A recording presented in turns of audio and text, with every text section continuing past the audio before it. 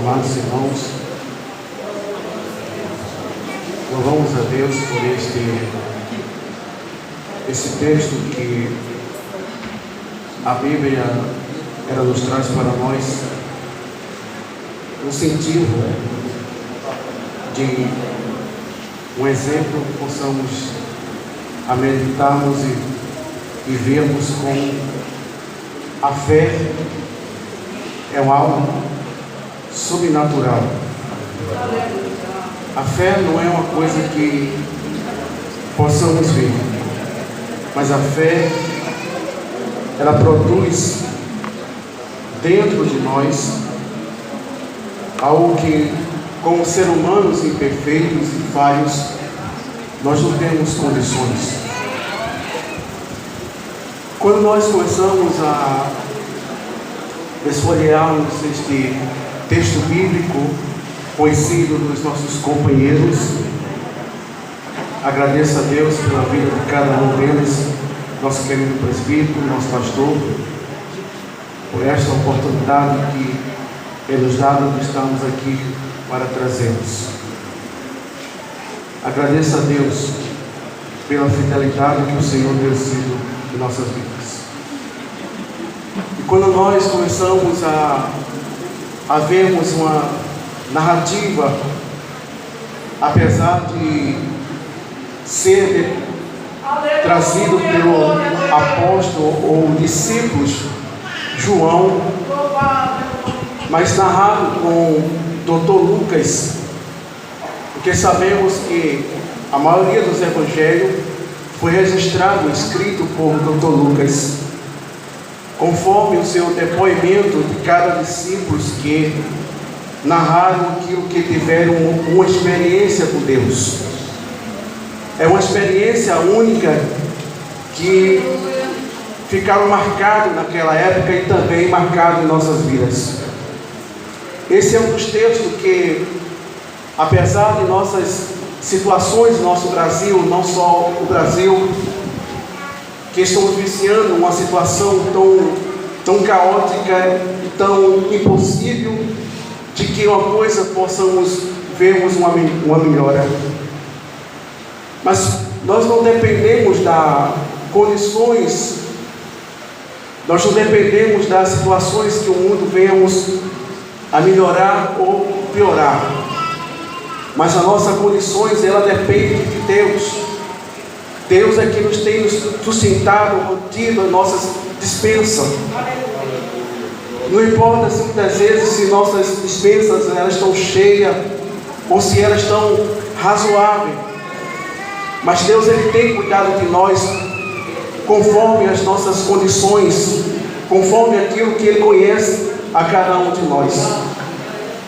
E quando eu olho para esse texto, quando Jesus ele saindo de Gadara, fazendo uma missão, mudando a vida de um jovem que estava escravizado, preso, acorrentado pelas as ações do inimigo que escraviza o ser humano.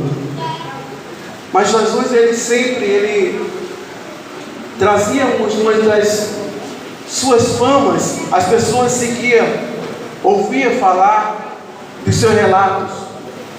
Pessoas de todos os lugares queriam ter uma oportunidade como essa, de que Jesus parasse e escutasse talvez as suas necessidades, as suas angústias, o seu desespero, não só por causa de uma deficiência física, de uma deficiência visual, de uma deficiência que ele estava vivenciando naquela época, porque nós observamos como a lei que eles seguiam, os judeus, era muito culta diante da lei, por causa da lei de Moisés, ele era muito rígido, e nós observamos que eles não queriam pessoas entre aquela sociedade que, entre aspas, parecia que eles eram pessoas perfeitas, mas diante de Deus eram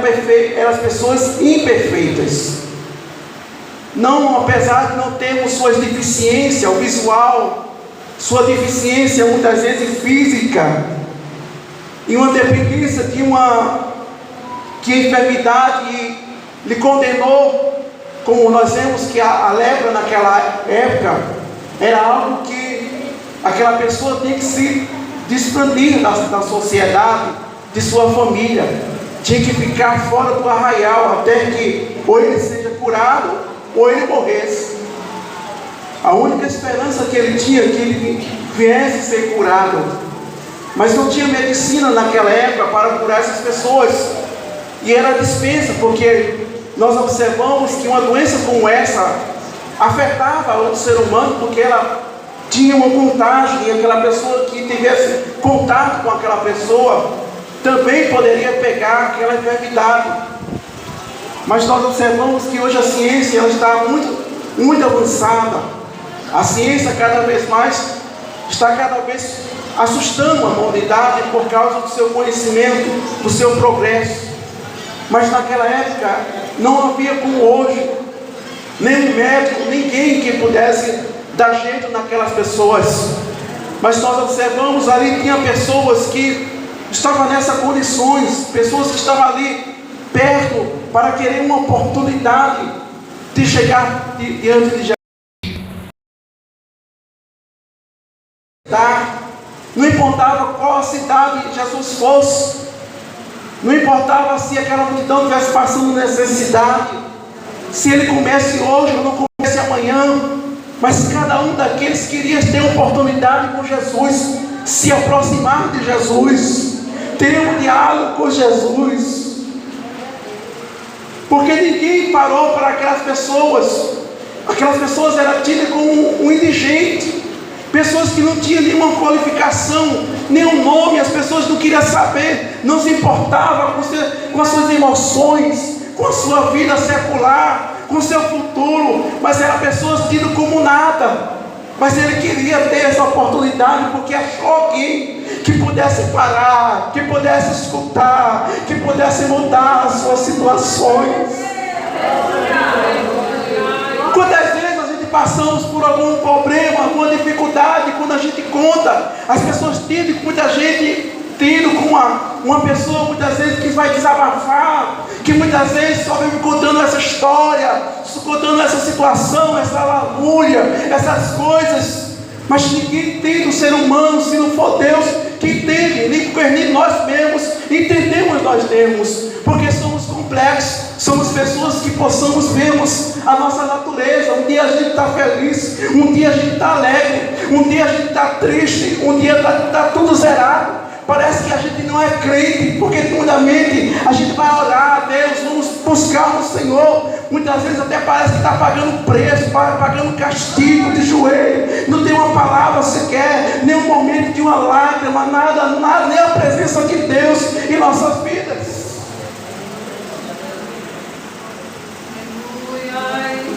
Assim o Senhor entende. O Senhor entende, amigos e senhores, em nossas fragilidades, em nossas condições, porque Jesus deu exemplo disso. Você já pensou, a pessoa naquela época leprosa, sai daqui, ou mandava matar? Jesus não. Jesus não. Jesus chamava aquela pessoa, se aproximava daquela pessoa. Quantas vezes Jesus chegou perto de alguém que fazia 38 anos, que estava naquela situação, as pessoas com as suas ambições, com as suas ganâncias, só queria saber de si próprio, não ligava para o seu semelhante, mas Jesus foi o encontro daquele homem. Havia uma festa, onde pessoas de alta sociedade, possamos dizer assim, ia para o templo adorar a Deus, ia render graça ao Senhor, mas o Senhor disse: não, eu vou para aquele lugar porque eu tenho alguém especial. Era alguém que fazia 38 anos. A incredulidade daquele coração daquele jovem estava tão terrível. Jesus pega assim, chega diante dele e diz: quer ficar santo? Quantas vezes Jesus usa alguém, diz: eu vou mudar a tua história, eu estou contigo, eu sou tua força.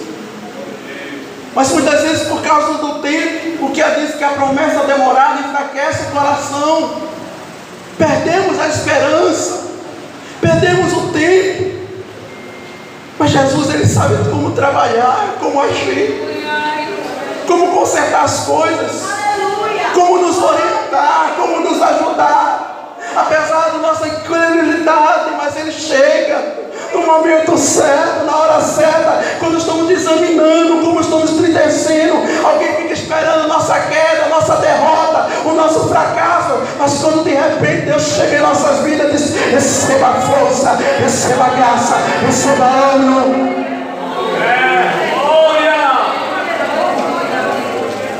Aquele jovem estava lá, aleluia, com a esperança que ele tinha 38 anos. Já perdeu a esperança, se um ano não fez, se 2 anos não fez, se 3 anos não fez, mas 38 anos. Quem ia fazer? Quem ia se importar para alguém com 38 anos que estava lá acamado, doente, sem poder se levantar, sem poder ver o que é o mundo, sem poder ter uma oportunidade? Aleluia.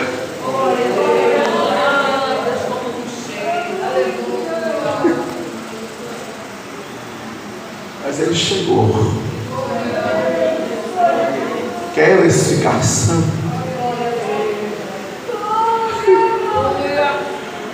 Você possa dizer: mas Senhor, ninguém me visitou, eu estava doente, passou a coronavírus, eu peguei essa doença e ninguém me visitou com medo, nem mandou um recado no celular, no WhatsApp, não deu uma palavra, não deu a mina, nem disse que está orando por mim, não se importou com a minha história, com as minhas situações.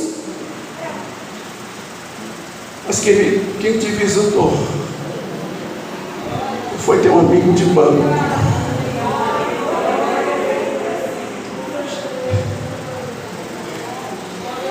não foi alguém da tua família que ligou para ti para saber como é que tu estavas, mas foi o Senhor que te visitou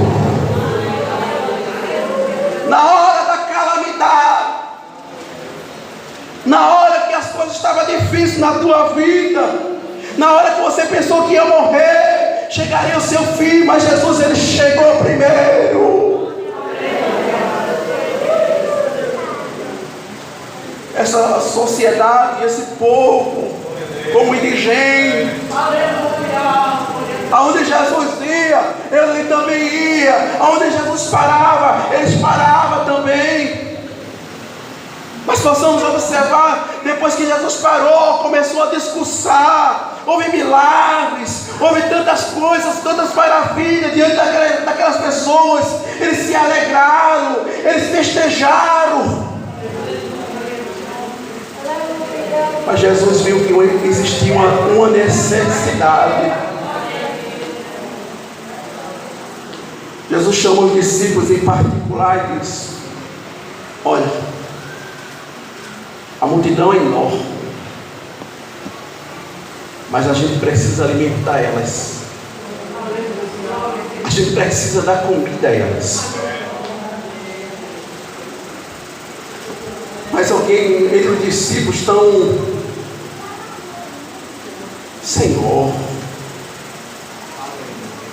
ainda que eu tenha tantos denários, ou tanto dinheiro, ainda que eu tenha R$1.000, mas é quase 5.000 pessoas. Se a gente for fazer a tabela, vai dar mais, porque existiam pessoas idosas, existiam crianças, as mulheres, não era só aquela juventude, não era só aquele povo bem experiente, não, mas existia essa multidão. Se for fazer a tabela, não vai dar para comprar tanto pão. Aí o Senhor não estava experimentando a fé daqueles homens. Quantas vezes Deus experimenta a nossa fé?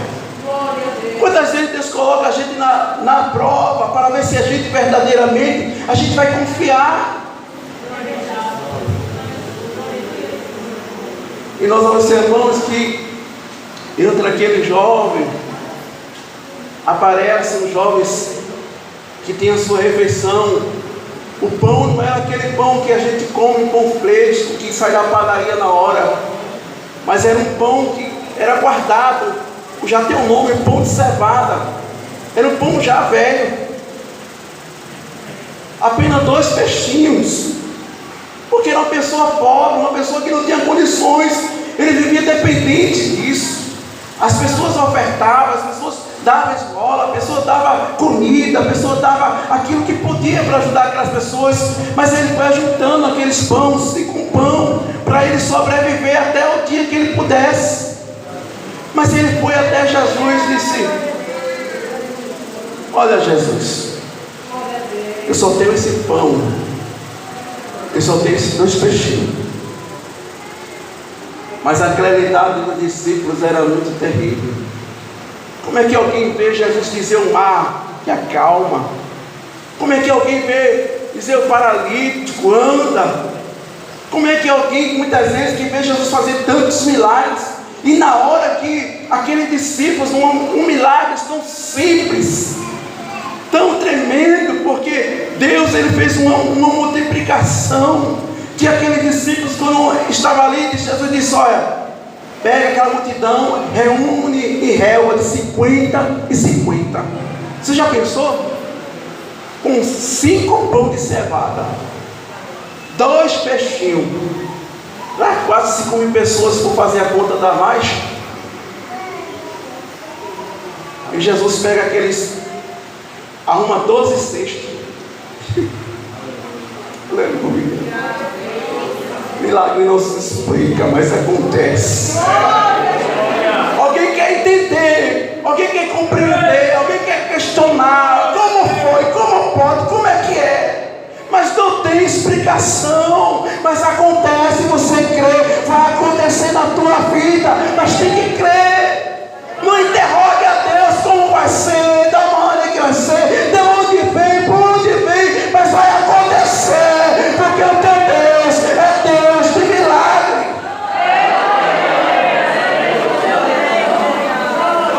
Está em crise, mas a padaria de Deus não vai em crise não.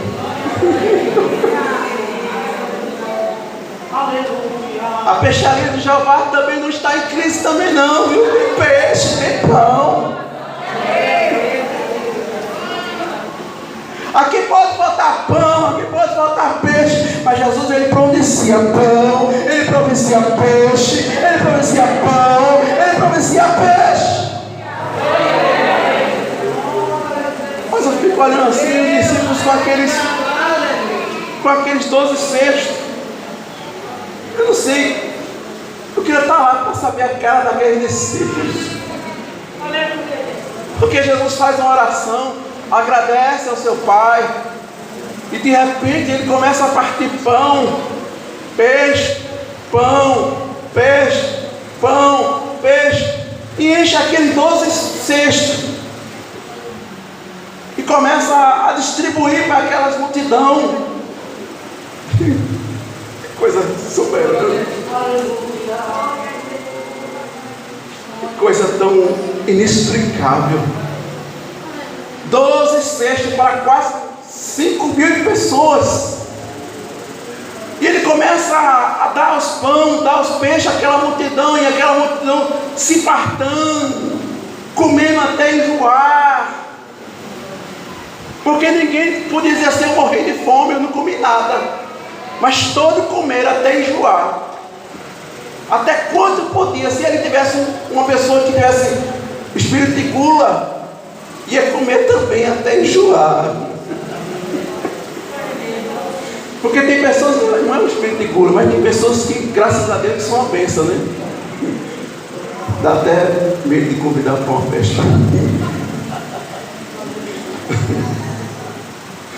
Mas a gente sabe, se tivesse um tipo de pessoa dessa, mas ia comer até ele dizer: eu não aguento mais não. E quando aquelas pessoas estão fartas, cheias, aí Jesus olha para o discípulo e diz: olha, pega o meu cesto, vai pegar o que sobrou. A pessoa leva 12 cestos de pão e peixe, e quando eles vai fazer a catação, ver o que sobrou a mesma coisa. Deus nunca deixa faltar. Aleluia. Deus, ele faz coisas que muitas vezes alguém faz algo para alguém, dá naquele limite. Mas Deus não, Deus ele dá que sobra. Deus ele não dá, aleluia, aquele limite, mas ele dá de sobra. É de sobra, é de sobra. Deus dá de sobrar no teu bolso. Aí ele dá alguém que está passando também as mesmas circunstâncias. Deus ele abençoa o crente para que também abençoe aqueles que também precisam. Quantas pessoas egoístas, quantas pessoas só pensam em si, quantas pessoas estão passando necessidade. Deus tem dado a você, aleluia, de você se esbaldar, de você ir para onde você quiser. Ou sejamos ingratos, porque o celeiro de Deus nunca vai faltar pão, nunca vai faltar peixe, nunca vai faltar pão, nunca vai faltar peixe, nunca vai faltar pão, nunca vai faltar peixe. Você entra ano, sai ano, entra ano, sai ano, e você comendo pão, e você comendo peixe, e você comendo pão, e você comendo peixe.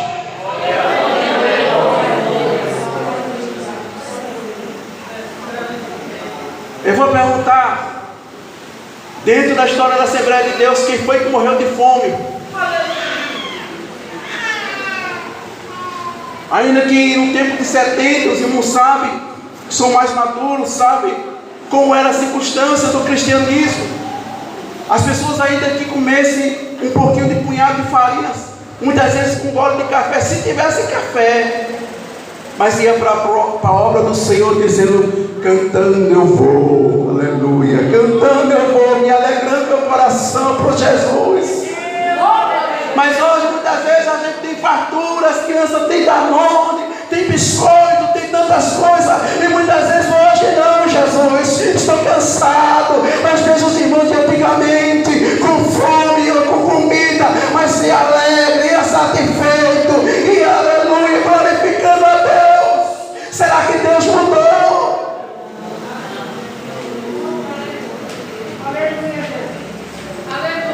Hoje nós temos transporte do mais simples ao mais caro. Era para estar cheio aqui o ciclo da oração. Será que todos estão trabalhando? Mas que Deus tenha misericórdia, que possamos se despertar. Porque precisamos se aproximarmos de Deus. A gente quer de Deus, mas não damos para Deus. A gente exige de Deus, mas não fazemos o que Ele quer.